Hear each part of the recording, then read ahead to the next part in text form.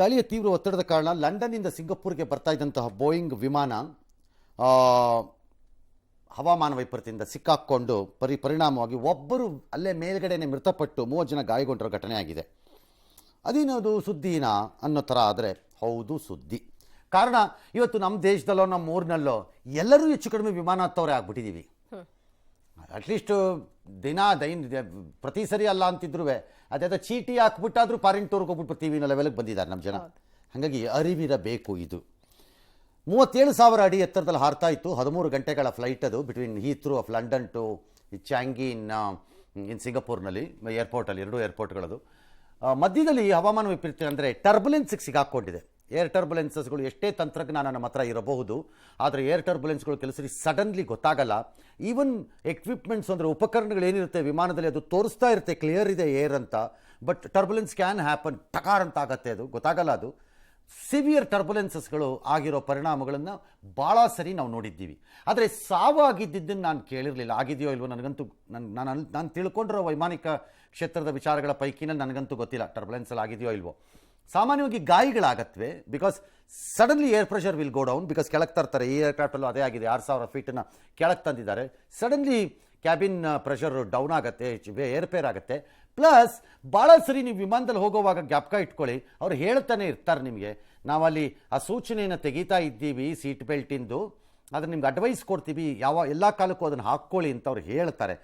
ಆದರೆ ಅದು ಆಪಾದ ತಕ್ಷಣ ಅದೇನೋ ಮೈ ಮೇಲೆ 66 kg ಇರೋ ಥರ ಟಕ ಟಕ ಟಕ ಟಕ ಟಕ ತೆಗೆದಾಕ್ಬಿಡ್ತಾರೆ ಎಲ್ಲ ಜನ. ಅದೇನಕ್ಕೆ ಆ ಬುದ್ಧಿನೋ ನನಗೆ ಗೊತ್ತಿಲ್ಲ ಪ್ರಯಾಣಿಕರಿಗೆ. ಅಲ್ಲ ಟಕ್ಕಂತ ಇಲ್ಲಿ ಕಟಕಟಕಟ ಅಂತ ಶಬ್ದ ಬರುತ್ತೆ ವಿಮಾನದೊಳಗಡೆ. ಏನಪ್ಪ ಅಂದರೆ ಎಲ್ಲ ಏನು ತೆಗೆದ್ಬಿಟ್ಟು ಹೋಗ್ಬಿಟ್ಟಿರಲ್ಲ, ಲಿಬರೇಟೆಡ್ ಏನೋ 86 kg ಇತ್ತು ಇವ್ರ ಮೈ ಮೇಲೆ ಅನ್ನೋ ಥರ. ಅದನ್ನು ಯಾಕೆ ಹೇಳ್ತಾರೆ ಅಂದರೆ ಈ ಥರದ ಪ್ರಕರಣಗಳು ಆಗ್ಬಿಟ್ರೆ ಅಂತ. ಇಲ್ಲಿ ಆಗಿರೋದು ಅದೇ ಆಗಿರುತ್ತೆ ಹೆಚ್ಚು ಕಡಿಮೆ. Most of them would have removed the seat belt. ಬಾಯಿ ಬಂದಂಗೆ ಆಗಿರುತ್ತೆ. ಪ್ಲಸ್ ಮೇಲಿಂದೆಲ್ಲ ಬ್ಯಾಗೇಜು ಗಿಗೇಜು ಇದೆಲ್ಲ ಬಿದ್ದೋಗಿರುತ್ತೆ, ಹ್ಯಾಂಡ್ ಬ್ಯಾಗ್ ಎಲ್ಲ ಬಿದ್ದೋಗಿರುತ್ತೆ. ದೊಡ್ಡ ಫಜೀತಿಯಾಗಿದೆ. ಕೊನೆಗೆ ಬ್ಯಾಂಕಾಕ್ ವಿಮಾನ ನಿಲ್ದಾಣದಲ್ಲಿ ಎಮರ್ಜೆನ್ಸಿ ಲ್ಯಾಂಡಿಂಗ್ ಮಾಡಿದ್ದಾರೆ. ಎಲ್ಲರಿಗೂ ಟ್ರೀಟ್ಮೆಂಟ್ ಎಲ್ಲ ಕೊಟ್ಟಿದ್ದಾರೆ. ಗಾಯಾಳುಗಳನ್ನು ಆಸ್ಪತ್ರೆಗೆ ಸೇರಿಸಿದ್ದಾರೆ. ಯಾಕೆ ಈ ಸ್ಟೋರಿನ ಇಷ್ಟೊಂದು ಡೀಟೇಲಾಗಿ ಹೇಳಿದ್ದೀನಿ ಅಂತಂದರೆ, ಇನ್ನು ಮುಂದಕ್ಕೆ ಹೋಗ್ತಾ ಹೆಚ್ಚು ಕಡಿಮೆ ಎಲ್ಲರೂ ಒಂದೊಂದ್ಸರಿ ವಿಮಾನಕ್ಕೆ ಹೋಗ್ತೀರಿ. ಆ ಲೆವೆಲ್ಗೆ ಬರ್ತಾ ಇದೆ ಅಟ್ಲೀಸ್ಟ್ ಅಲ್ವಾ? ಎಸ್. ಮೈಸೂರು ಜಿಲ್ಲೆಯ ಚಾಮುಂಡೇಶ್ವರಿ ಕ್ಷೇತ್ರದ ಸಾಲುಂಡಿಯಲ್ಲಿ ಕಲುಷಿತ ನೀರನ್ನು ಕುಡಿದು ಓರ್ವ ಯುವಕ ಸಾವನ್ನಪ್ಪಿದ್ದಾನೆ. ಮೂವರ ಸ್ಥಿತಿ ಚಿಂತಾಜನಕವಾಗಿದೆ. ಒಟ್ಟು 48 ಮಂದಿ ಅಸ್ವಸ್ಥಗೊಂಡು ಆಸ್ಪತ್ರೆಗೆ ದಾಖಲಾಗಿದ್ದಾರೆ. ಕುಡಿಯುವ ನೀರು ಪೂರೈಸುವಂತಹ ಪೈಪ್ಲೈನ್ಗೆ ಡ್ರೈನೇಜ್ ನೀರು ನುಗ್ಗಿತ್ತು. ಕೂಡಲೇ ಮೈಸೂರು ಜಿಲ್ಲಾಡಳಿತ ಗ್ರಾಮದಲ್ಲೇ ತಾತ್ಕಾಲಿಕ ವೈದ್ಯಕೀಯ ಕ್ಯಾಂಪ್ ಅನ್ನು ಕೂಡ ಆರಂಭ ಮಾಡಿತು. 20 ವರ್ಷದ ಯುವಕ ಕನಕರಾಜ್ ಈಗ ಮೃತಪಟ್ಟಿರೋನು. ಈ ಸಾವಿಗೆ ಅಧಿಕಾರಿಗಳೇ ಹೊಣೆ ಅಂತ ಶಾಸಕ ಜಿಟಿ ದೇವೇಗೌಡ ಆರೋಪ ಮಾಡಿದ್ದಾರೆ. ಆದರೆ ಡಿಎಚ್ಒ ಮಾತ್ರ ಲ್ಯಾಬ್ ವರದಿ ಬರಬೇಕು, ಆಗ್ಲೇ ನಾವು ಹೇಳೋದು ಅಂತ ಹೇಳ್ತಿದ್ದಾರೆ.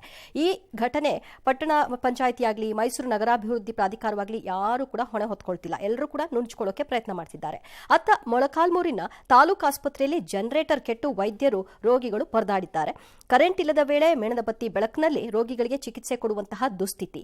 ಈ ವಿಚಾರ ಪ್ರಸ್ತಾಪಿಸಿ ರಾಜ್ಯ ಸರ್ಕಾರದ ವಿರುದ್ಧ ಬಿಜೆಪಿ ಮುಗಿಬೀಳ್ತು. 1 ವರ್ಷದ ಗ್ಯಾರಂಟಿ ಕತ್ತಲ ಭಾಗ್ಯ, ಖಜಾನೆ ಖಾಲಿ, ವಿದ್ಯುತ್ ಖಾಲಿ, ಇದು ಖಚಿತ, ಉಚಿತ, ನಿಶ್ಚಿತ ಅಂತ ಟೀಕಿಸಿದ್ರು.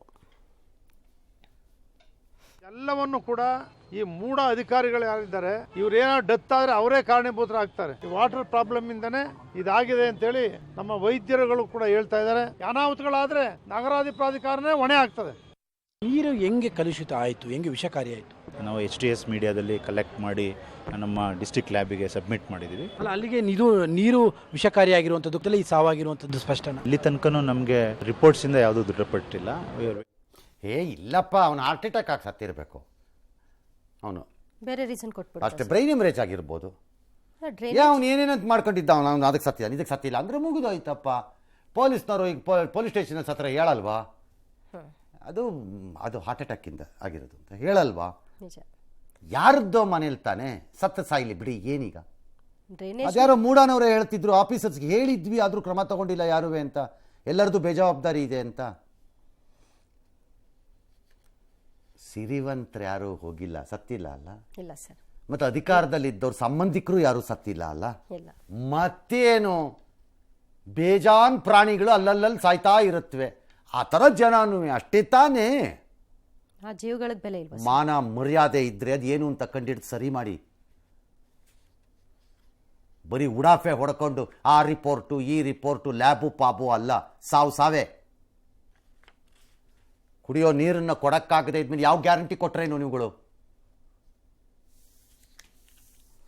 ಏನು ಜವಾಬ್ದಾರಿ ತಗೊಳಕ್ಕೆ ಯಾರೂ ರೆಡಿ ಇಲ್ಲ. ಸಂಬಳ ತಗೊಳಕ್ಕೆಲ್ಲ ರೆಡಿ ಇದ್ದಾರೆ, ಲಂಚ ತಗೊಳಕ್ಕೆಲ್ಲ ರೆಡಿ ಇದ್ದಾರೆ, ಹೇಸಿಗೆ ತಿನ್ನಕ್ಕೆಲ್ಲ ರೆಡಿ ಇದ್ದಾರೆ. ಜವಾಬ್ದಾರಿ ತಗೊಳಕ್ಕೆ ಯಾವನೂ ರೆಡಿ ಇಲ್ಲ. ಒಳ್ಳೇದಾದ್ರೆ ಕ್ರೆಡಿಟ್. ಸಂಬಳ ಕೇಳು, ಸಂಬಳ ಕೊಡದಿದ್ರು ಸ್ಟ್ರೈಕ್. ಲಂಚ ಕೇಳು, ಲಂಚ ಕೊಡಿದ್ರೆ ಕೆಲಸ ಆಗಲ್ಲ. ಹೇಸಿಗೆ ತಿನ್ನು, ನನ್ನ ನಾಲ್ಗೆ ಅದು ಒಂದೇ ತಿನ್ನೋದು, ನಂಗೆ ಅನ್ನ ತಿಂದು ಗೊತ್ತಿಲ್ಲ, ಅದಕ್ಕೆ ರೆಡಿ. 5ನೇ ಹಂತದ ಎಲೆಕ್ಷನ್ ಮುಗಿದಿದೆ, 6ನೇ ಹಂತಕ್ಕೆ ಹೋಗಿದ್ದೀವಿ. ಆದರೂ ಅವ್ರವ್ರನ್ನ ಬೈಕೊಳ್ಳೋದು, ಇವ್ರನ್ನ ಬೈಕೊಳ್ಳೋದು, ಇವ್ರನ್ನ ಬೈಯೋದು, ಅವ್ರನ್ನ ಬೈಯೋದು. ಅಮಿತ್ ಶಾನ ಕೇಜ್ರಿವಾಲ್ ಬೈಯೋದಂತೆ, ಮೋದಿ INDA ಬೈಯೋದಂತೆ, ಇವ್ರನ್ನ ಬೈಯೋದಂತೆ. ಅದಕ್ಕೆ ಈಗ ಯಾರೋ ಖರ್ಗೆನೋ ಯಾರೋ ಮಾತಾಡಿ ಅವರು ಇದು ಏನೋ ರಾಜಕಾರಣದಿಂದ ನಿವೃತ್ತರಾಗಬೇಕು ಅಂತೇನೋ ಪ್ರೈಮ್ ಮಿನಿಸ್ಟರ್ ಅಂತ. ಏನಕ್ಕೆ ನಿವೃತ್ತರಾಗಬೇಕು? ಸುಮ್ಮನೆ ಬರೀ ಗೋವು ಎಣಿಸುವಂಥ ಕೆಲಸವನ್ನಷ್ಟೇ ಮಾಡ್ತಾ ಇದ್ದಾರೆ, ಏನು ಪ್ರಯೋಜನಕ್ಕೆ ಬರೋ ಕೆಲಸ ಮಾಡ್ತಿಲ್ಲ ಅಂತ. ಹೌದಾ? ಅದನ್ನು ಜನ ತೀರ್ಮಾನ ಮಾಡ್ತಾರೆ, ಖರ್ಗೆ ಅಲ್ಲ ಅದನ್ನು ತೀರ್ಮಾನ ಮಾಡೋದು. ಜನ ತೀರ್ಮಾನ ಮಾಡ್ತಾರೆ ಯಾರು ನಿವೃತ್ತಿ ಆಗಬೇಕು. ನಿವೃತ್ತಿ ಏಜ್ ವಿಚಾರದಲ್ಲಿ ಕಾಂಗ್ರೆಸ್ಸಲ್ಲಿ ಭಾಳ ಜನ ಇದ್ದಾರೆ ಕ್ಯೂನಲ್ಲಿ ನಿವೃತ್ತಿ ಆಗಲ್ಲ. ಎಸ್. ಇನ್ನು ವಿಧಾನಸೌಧದಲ್ಲಿ ಇವತ್ತು ಭಯೋತ್ಪಾದನಾ ವಿರೋಧಿ ದಿನಾಚರಣೆಯನ್ನ ನಿಗದಿ ಮಾಡಲಾಗಿತ್ತು. ನಿಗದಿ ಸಮಯಕ್ಕೆ ಸಿಎಂ ಏನೋ ಬಂದ್ರು, ಆದರೆ ಡಿಸಿಎಂ ಬರಲಿಲ್ಲ. ಈ ಬಗ್ಗೆ ಡಿಸಿಎಂ ಬರೋವರೆಗೂ ಕಾಯೋಣ ಸರ್ ಅಂತ ಮುಖ್ಯ ಕಾರ್ಯದರ್ಶಿ ಮತ್ತು ಸಿಎಂ ಆಪ್ತ ಕಾರ್ಯದರ್ಶಿ ಮುಖ್ಯಮಂತ್ರಿಗೆ ಹೇಳಿದ್ರು. ಈ ಸಂದರ್ಭದಲ್ಲಿ ಬಂದ್ ಸೇರ್ಕೊಳ್ಳಿ ಬಿಡ್ರಿ ಅಂತ ಹೇಳಿ ಮುಖ್ಯಮಂತ್ರಿಗಳು ಕಾರ್ಯಕ್ರಮ ಶುರು ಮಾಡಿದ್ರು. ಡಿಸಿಎಂ ಬರೋದ್ರೊಳಗೆ ಕಾರ್ಯಕ್ರಮ ಕೂಡ ಮುಕ್ತಾಯ ಆಯಿತು. ಸಿದ್ದರಾಮಯ್ಯನವರು ನಂತರ ಮಂಗಳೂರು ಕಡೆಗೆ ಹೊರಟರು. ಪತ್ರಿಕಾ ಮಾಧ್ಯಮದವರನ್ನು ಕೂಡ ಸ್ವಾಗತಿಸಿದ ಮಾನ್ಯ ಮುಖ್ಯಮಂತ್ರಿ ಅವರನ್ನ ಪ್ರತಿಜ್ಞಾವಿಧಿ ಬೋಧಿಸಬೇಕು ಅಂತ ವಿನಂತಿ ಮಾಡ್ತಾರೆ.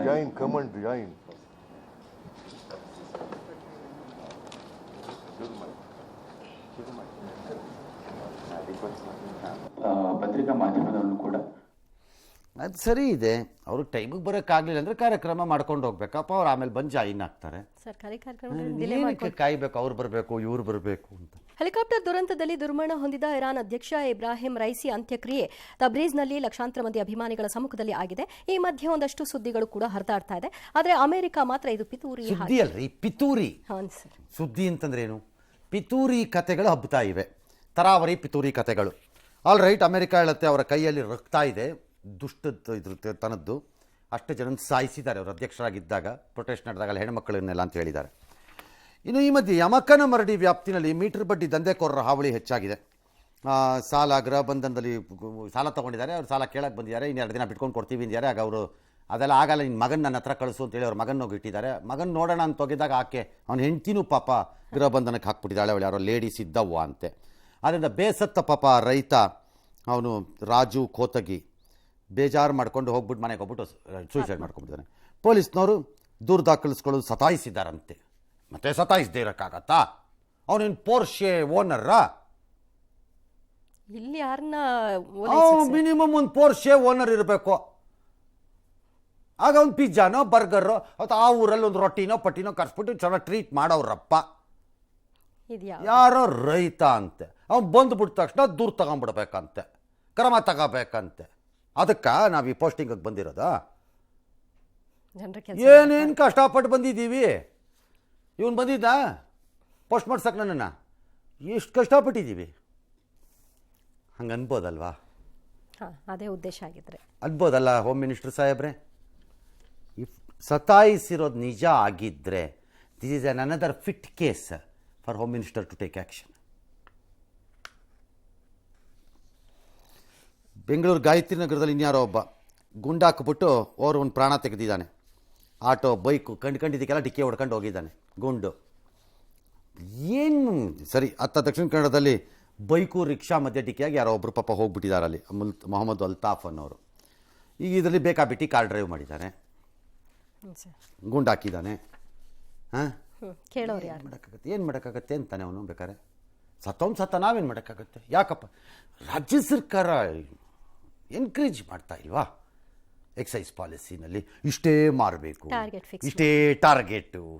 ಹೌದು, ಇನ್ಕಮ್ ಬರಬೇಕಷ್ಟೆ. ಇನ್ಕಮ್ ಬೇಕಲ್ಲ. ಮಹಾರಾಷ್ಟ್ರ ಪೊಲೀಸ್ ಸ್ಟೇಷನಲ್ಲಿ ಇನ್ಕಮ್ ಬೇಕಲ್ಲ, ಇಲ್ಲಿ ರಾಜ್ಯ ಸರ್ಕಾರಕ್ಕೆ ಇನ್ಕಮ್ ಬೇಕಲ್ಲ. ಮಧ್ಯದಲ್ಲಿ ಸಿಕ್ಕಾಕೊಂಡು ಸಾಯೋರು ಯಾರು?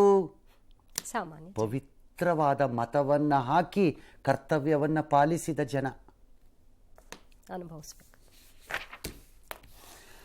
ಎಮಿರೇಟ್ಸ್ ವಿಮಾನಕ್ಕೆ ಫ್ಲೆಮಿಂಗೋ ಹಕ್ಕಿಗಳು ಸಿಕ್ಕಾಕೊಂಡು 40 ಹಕ್ಕಿಗಳು ಸತ್ತೋಗಿವೆ. ಪುಣ್ಯ ವಿಮಾನಕ್ಕೆ ಏನೂ ಆಗಿಲ್ವಲ್ಲ. 40 ಹಕ್ಕಿ ಅಂದರೆ ಸಾಮಾನ್ಯ ಅಲ್ಲ. ಒಂದು ಬರ್ಡ್ ಹಿಟ್ ಆದರೆ ವಿಮಾನ ಬಿದ್ದೋಗಿರೋದಿದೆ ಎಷ್ಟೋ ಸರಿ. ಅಷ್ಟೇ ಸರ್. ಇವರು ಪುಣ್ಯ ಏನೋ ಆಗಿಲ್ಲ. ಅದಕ್ಕೆ ಕಾರಣ ಹೊಸದಲ್ಲೇನೋ ಕಟ್ತಾ ಇದ್ದಾರೆ ಇದನ್ನು ವಿಮಾನ ನಿಲ್ದಾಣ ಮುಂಬೈನಲ್ಲಿ ಕೆರೆಗಳ ನಿರ್ಮಾಣ ಕಾಮಗಾರಿ ಕೈಗೊಂಡ ಫಲವಾಗಿ ಕೆರೆಗಳಲ್ಲಿ ವಿಮಾನ ನಿಲ್ದಾಣ ಕೆರೆಗಳಲ್ಲಿ ಅವೆಲ್ಲ ಬರ್ಡ್ಸ್ ಎಲ್ಲ ಆ ಕಡೆಗೆಲ್ಲೋ ಹೋಗ್ತಾ ಇವೆ, ಅದರಿಂದ ಹಿಂಗಾಗಿದೆ ಅಂತೆಲ್ಲ ಹೇಳಿದ್ದಾರೆ. ಏನು ಮಾಡೋದು? ಕೆರೆಗಳ ನಿರ್ಮಾಣನಾದ್ರು ಮಾಡಬೇಕು, ಅದು ಮಾಡಬೇಡ ಅಂತಂದರೆ ಏನೋ ಆಗಿದೆ, ಹೆಚ್ಚು ಕಡಿಮೆ ಆಗಿದೆ. ಇದು ಇನ್ನೊಂದು ಯಾವುದೋ ಪಕ್ಷಿ ಅದು ಎಲ್ಲಿಂದ 2023ರಲ್ಲಿ ಅದಕ್ಕೊಂದು ಸೋಲಾರ್ GPS ಹಾಕಿದಾರಂತೆ. ಖೈರಾಪುರ್, ಛತ್ತೀಸ್ಗಢದ ಖೈರಾಪುರ್ ಜಿಲ್ಲೆಗೆ ಬಂದಿದೆಯಂತೆ. ಏನದು 10 ಲಕ್ಷ ರೂಪಾಯಿ ಅಂತೆ ಅದಕ್ಕೆ. ಇಷ್ಟು 6,000 ಕಿಲೋಮೀಟರ್ ದಾಟ್ಕೊಂಡ್ಬಂದಿದೆ ಅದು. ಆಯ್ತು, ಎಸ್. ಏಕಕಾಲದಲ್ಲಿ 2,000ಕ್ಕೂ ಅಧಿಕ ಹಸುಗಳು ರಾಣೆಬೆನ್ನೂರಿನ ಮೆಡ್ಲೇರಿ ಗ್ರಾಮವನ್ನು ಹಾದು ಹೋಗಿವೆ. ಮೇವಿನ ಕೊರತೆ ಹಿನ್ನೆಲೆಯಲ್ಲಿ ಹಾವೇರಿ ಕಡೆಗೆ ಇವರೆಲ್ಲರೂ ಕೂಡ ಕೊಪ್ಪಳದಿಂದ ಕರ್ಕೊಂಡು ಹೋಗಿದ್ದಾರೆ. ಇದು ಎಲ್ಲರಿಗೂ ಕೂಡ ಆಶ್ಚರ್ಯ. ಒಬ್ಬ ರೈತರದಲ್ವಂತೆ.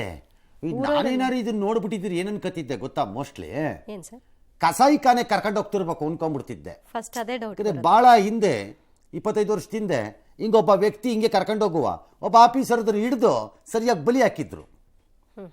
ದೊಡ್ಡ ಗಲಾಟೆ ನಡೆದಿತ್ತು. ಅದಕ್ಕೆ ಆಫೀಸರ್ ಸಸ್ಪೆಂಡ್ ಎಲ್ಲ ಮಾಡಿದ್ರು. ಅದು ಪ್ರಶ್ನೆ ಬೇರೆ. ಆವಾಗ ಆ ಕಾಲದಲ್ಲಿ ನಾನಿಲ್ಲ ಅದೇ ಥರ ದೃಶ್ಯ ಇದ್ದಂಗಿದೆ ಇದು ಅನ್ಕೊಂಡೆ. ನೋಡಿದ್ರೆ ಹಂಗೆ ಅಲ್ವಂತೆ. ಊರವರೆಲ್ಲ ಸೇರ್ಕೊಂಡು ಕರ್ಕೊಂಡು ಹೋಗ್ತಿರೋದಂತೆ. All right.